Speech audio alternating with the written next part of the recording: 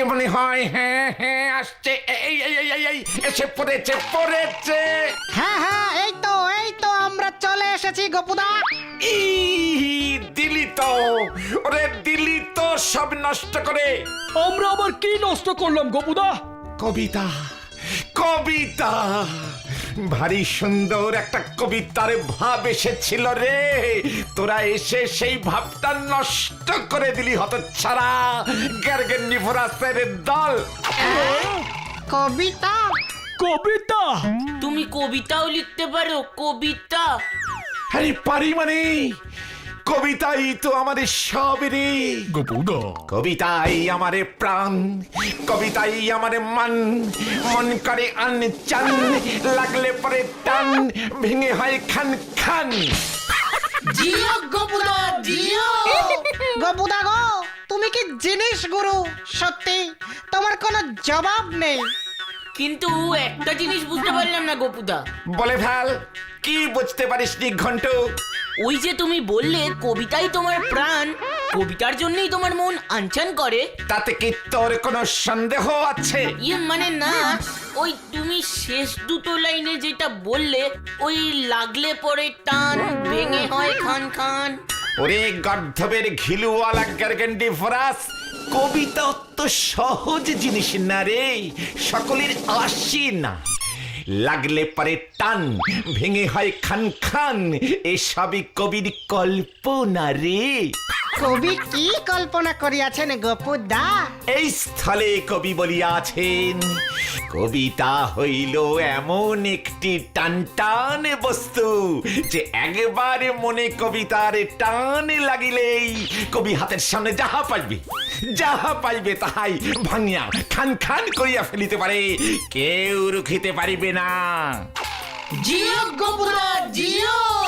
সারা বিশ্বের 70,000 স্কুলের 70 লক্ষ ছাত্র ছাত্রী রোজ নিয়ম করিয়া আমার কবিতা পাঠ্য করে। কিন্তু আমাদের দেশে এখনো একখানাও ছাপানো হলো না। এই তো এবার থেকে হবে। বাইরের দেশগুলো বুঝলি আগে রিকোয়েস্ট করেছিল, তাই ওদের জন্য আগে বই লিখেছি। এবার এখানেও মানে তোদের জন্য, মানে স্বদেশবাসীর জন্য লিখিব। তুমি কি বাংলাতেই সব কবিতা লেখো গোপুদা? ঘন্টু, তুই এই লেভেলের পচা গার্গেন্ডিফোরাস সেটা তো জানতাম না।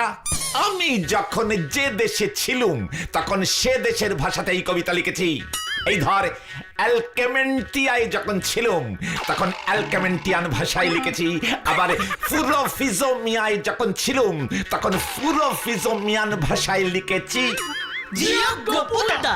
দ্রুম দ্রুম দ্রুম দ্রাম দা, চুড়ুমুক দ্রিয়েট ক্রাচা, দ্রুম ট্রাকে দ্রুম, নাক ড্রাকিয়ে দ্রে ঘ্রুম। জিও গোপুদা।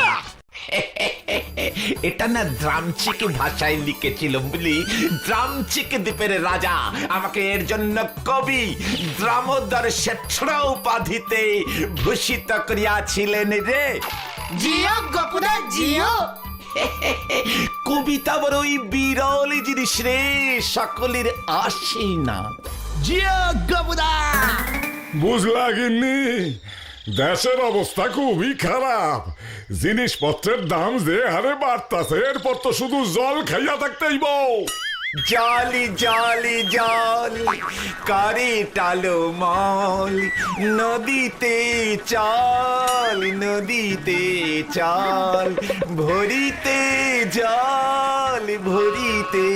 জল, প্রাণ করে ছল ছল, আহা প্রাণ করে ছল ছল। গিন্নি, আবার কি নতুন ভরম ধরছে দাও? এমনিতেই জিনিসপত্রের দাম আকাশ ছুঁইছে, মাথা ঠিক নাই।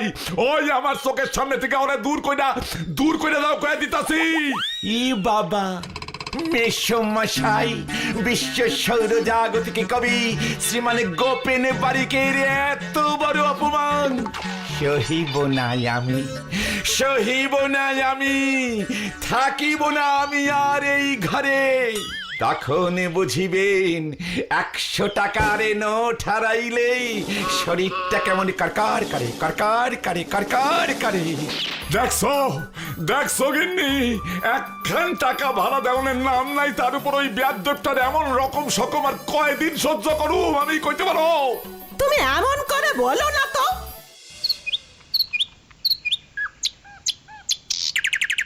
ধর তাহলে, চল চল চল চল চল চল, যেখানে সেখানে এগিয়ে চল, সামনে পেছনে ডাইনে বাই, থামবি না শুধু এগিয়ে চল চল চল চল চল চল চল। আজকের মতো আমাদের ক্লাবীয় সঙ্গীত গাওয়া কমপ্লিট হলো। হ্যাঁ হ্যাঁ, এবার বলো গপুদা, ক্লাবের মিটিং এ আজ কি নিয়ে আমরা আলোচনা করব? আর কোনো আলোচনা হইবে না, কবি এখন শুধুই ভাবিবেন ভাবিবেন আর লিখিবেন, হাজার হাজার কবিতা রচনা করিবে। এ বাবা, তুমি আবার এসব কি বলছো? হঠাৎ এরকম উদ্ভট ভাষায় কেন কথা বলছো গোপুদা? ওরে হোগলা বনের ছাগলা গ্যারগেন্ডি ভোদাসের দলপতি ঘন্টু, ইহা হইল সন্ন্যাসী ভাষা। কবিরা এমন সন্ন্যাসী ভাষাতেই কথা বলিয়া থাকেন। জিও গোপুদা জিও। আমরা তো সাধু ভাষা হয়ে জানি, সন্ন্যাসী ভাষা হয় শুনিনি তো গোপুদা। ওরে আনকমন গ্যারগেন্ডি ভোদাস, সাধু ভাষা তো সবাই জানে রে। আমি তোদের এই গপুদাই এই সৌর জগতে প্রথম সন্ন্যাসী ভাষার প্রচলন করেছিলুম, সেটাও জানিস না দেখছি। জিও গোপুদা জিও। গপুদা, তাহলে এখন তুমি শুধুই কবিতা লিখবে? হ অহ অহ মানে হ, হ মানে হ্যাঁ, মানে ইয়েস, আমি ঠিক করিয়াছি, একখানি মহাকাব্য রচনা করিব। হ্যাঁ রে হ্যাঁ। রামায়ণ মহাভারতের মতো? এ কে রে পটলা? কেন, আমি ভুল কি বললাম? রামায়ণ মহাভারতকেই তো মহাকাব্য বলে। ওরে পচা পুকুরের গার্গেন্ডি ভরাস, আমি যে মহাকাব্যটি লিখিতে চলিতেছি তাহা চাই যে রামায়ণ মহাভারতের 3 ডবল হইবে। হ্যাঁ রে, 10 লক্ষ পৃষ্ঠা থাকিবে আমার মহাকাব্যে। আমার মতন মহান বিশ্ব সৌর জাগতিক কবিরা শুধু লিখিয়াই যাইবে, লিখিয়াই যাইবে, পাতার পরে পাতা শুধু কবিতা, শুধু কবিতা, শুধু কবিতা। দু একটা ছবি দেবে না গোপুদা? চুপ কর ঘন্টু, আগে লিখি তারপর ছবির কথা ভাবিব। তা তুমি কি নিয়ে মহাকাব্য লিখবে গপুদা? আমাকে তো বোকা কবি ভাবিসনি, ফাঁস করে বলে দি আর সবাই আগে থেকে জেনে যাক। না না, নো নো, আরে তাই আমি আজকেই তোদের ছাড়িয়া চলিয়া যাইব বলিয়া ঠিক করিয়াছি। কোথায়? কোথায়? তুমি কোথায় চলে যাবে গপুদা? রেল লাইনের ধারে যে ভাঙা মন্দিরটি আছে সেই স্থানে। হ্যাঁ, সেই ভাঙা মন্দিরের ভিতর অতীব গোপনে নির্জনে কুজনে মনে মনে শুধু চিন্তা করিব আর লিখিব, লিখিব আর চিন্তা করিব। খাওয়া দাওয়া করবে না তুমি? ঘন্টু, তুই যে এত ক্যারেক্টারলেস গ্যারগেন্ডি ভরাস হয়ে গেছিস বুঝিনি তো। ওরে খালি পেটে কি আর কবিতার মহাকাব্য রচনা করা যায় রে? তাহলে ওই মন্দিরে তুমি একা একা রান্নাও করবে? পাটলা পাটলা, তোর বোঝা উচিত কবিরা কখনো রান্না করে না। তাহলে তুমি খাবে কি? কেন, তোরা আছিস কি করতে? তাহলে তোদের ক্লাবের একমাত্র আজীবন সেক্রেটারি কাম প্রেসিডেন্ট এই মুহূর্তে আদেশ করিতেছে যে তোরাই আমাকে রোজ দুপুরে রাতে খাদ্য সরবরাহ করিবি। হ্যাঁ, মনে রাখিস, দিন রাতে নিয়ম করিয়া প্রত্যেকে দায়িত্ব নিয়ে আমাকে খাবার দিয়া আসিবি। এই ধর, সকালে ঘন্টু কচুরি আর হালুয়া নিয়ে গেলে, দুপুরে পটলা নিয়ে যাবি খাসির মাংস ভাত, রাতে চিংড়ি, তাহলে একটু ওই লাইট কিছু নিয়ে যাবি, যেমন ধর ওই বেশি না, ওই 15 রুটি আর একটু মুরগির ঝোল। হ্যাঁ রে, ইহাই হইল আমার আদেশ। আমার মহাকাব্যটি ছাপিয়া যখন বাহির হইবে, বইয়ের প্রথম পৃষ্ঠাতেই তাদের নাম উজ্জ্বল অক্ষরে লেখা থাকিবে। আমি বড় বড় করিয়া লিখিয়া দিব, উৎসর্গ করিলাম আমার সেই সমস্ত দীন বন্ধুদের যাহারা প্রতিদিন আমাকে খাদ্যের যোগান দিয়া এই মহাকাব্যটি লিখিতে উৎসাহিত করিয়াছেন। জিও গপুদা। ফকটে কত নাম হবে বল তোদের? তাহলে ওই কথাই রহিল, আমি চলিলাম কাব্য রচনা করিতে। লিখিব আমি এক বিশাল মহাকাব্য, তোরা আমাকে সাপ্লাই করিবি খাদ্য দ্রব্য। ভুলিস নে, ইহা হইল এই গোপু কবির আদেশ। মাছ মাংস লুচির সহিত ভুলিস না পাঠাইতে কালুদার খাটি ছানার সন্দেশ। ব্যাপারটা কি হলো? মাথায় বাড়ি মেরে চলে গেল। আমরা এত খাবার পাবো কোথা থেকে? বাড়িতে বললেই মা ঠেঙাবে। আমাদের অন্য কিছু একটা ব্যবস্থা করতেই হবে। কি ব্যবস্থা করবি? একটা বুদ্ধি বার কর না রে পটলা। একটা মতলব মাথায় এসেছে। কি কি কি মতলব শুনি? শোন সবাই, কাছে আয়, কানে কানে বলছি। আরে দারুণ আইডিয়া! মেসমশাই, মেসমশাই, চা খাচ্ছেন বুঝি? না, চাটনি টেস্ট করতেছি। কি মতলব এই ভর সন্ধ্যাবেলায় তো শুনি? ইয়ে মানে ভেরি ইন্টারেস্টিং ফুলি পবিত্র মতলব। মানে বলছিলাম আপনার পায়ের শ্রীচরণে ধুলো নিতে এসেছিলাম, দয়া করে একটু লেগ ডাস্ট দিন, মাথায় ভালো করে তেলের সঙ্গে মিশিয়ে মেখে তারপর যাব।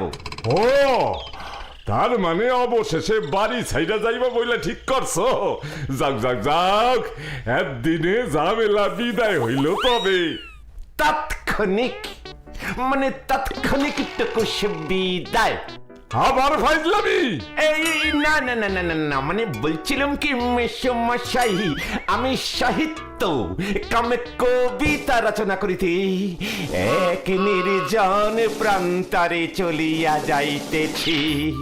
রচনা শেষ হইলেই আবার বাড়ির ছেলে বাড়ি ফিরিয়া আসিব। তাই বুঝি? নতুন বরং ওই দূর হয় এখান থেকে। দূর দূর দূর, রাতের বেলা কেন থাকে না দূর? আমার মাথার থেকে তেলের গন্ধ বেড়াইতেছে ভুর ভুর করিয়া দিয়া সব চুর চুর।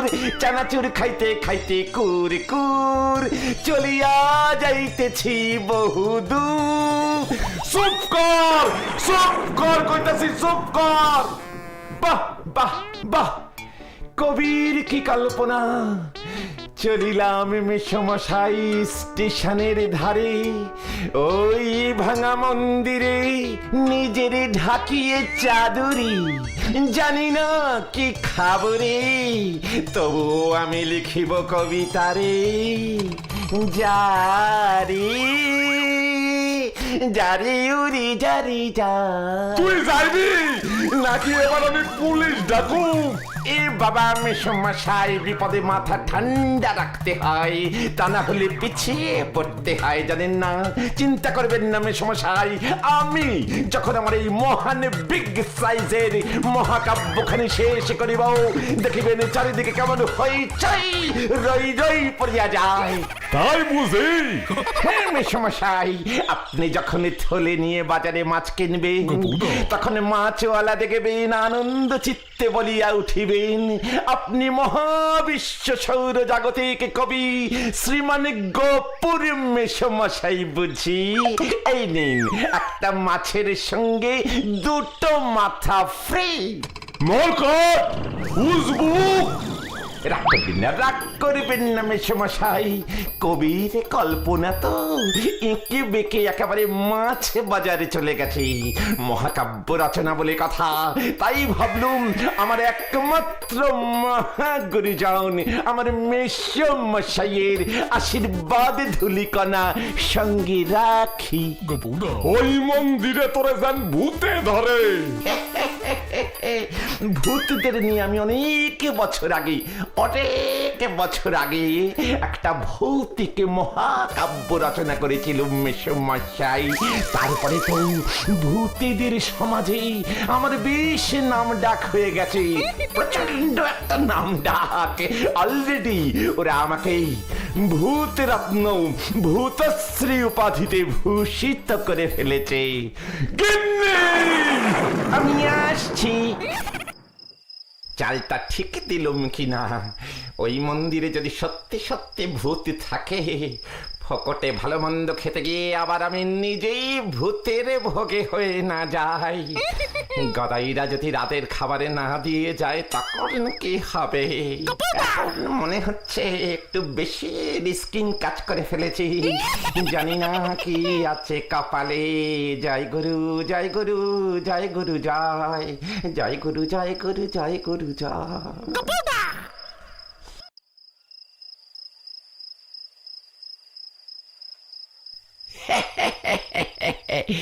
কি খাসা বুদ্ধিটা বার করেছি আমি। ভাবলেন নিজেরই পেট নিজেরই চুলকোতে ইচ্ছে করছে, নেহাতে পিঠটা পেছনের দিকে হাত পৌঁছবে না। ও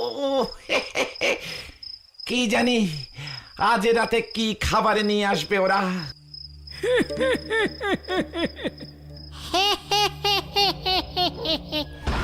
মামা গপু, আয় আয় আয় আয় কে কে কে কে কে কে কে একে ভো ভো ভো। এই চুপ কর, তোর এত বড় সাহস আমাদের ঘর দখল করেছিস? মানে এই ঘরে আপনারা থাকতেন আমি জানতাম না। মানে আমি তো গপু মানে কবি, মানে কবিতা লিখতে এসেছিল। কি কবিতা? বাবা বাবা, আমি যখন তোর মতো মানুষ ছিলাম তখন আমিও কবিতা লিখতাম রে। তোকে তো তাহলে ছাড়া চলবে না। কি কেস খেলাম রে, আমায় ছেড়ে দিন। মানে আপনিও কবি আমিও কবি, মানে ভূত কবি মানুষ কবিকে এবারের মতন ছেড়ে দিন।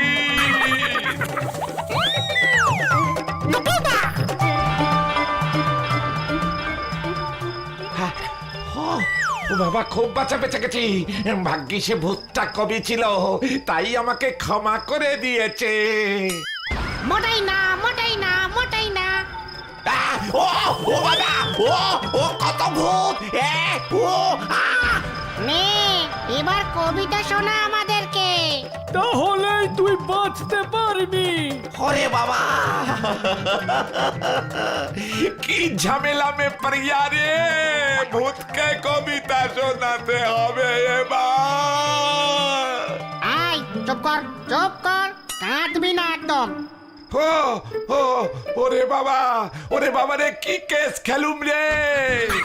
এই কবিতা বল কবিতা বল, শুরু কর। করছি এই তো করছি। কি বলি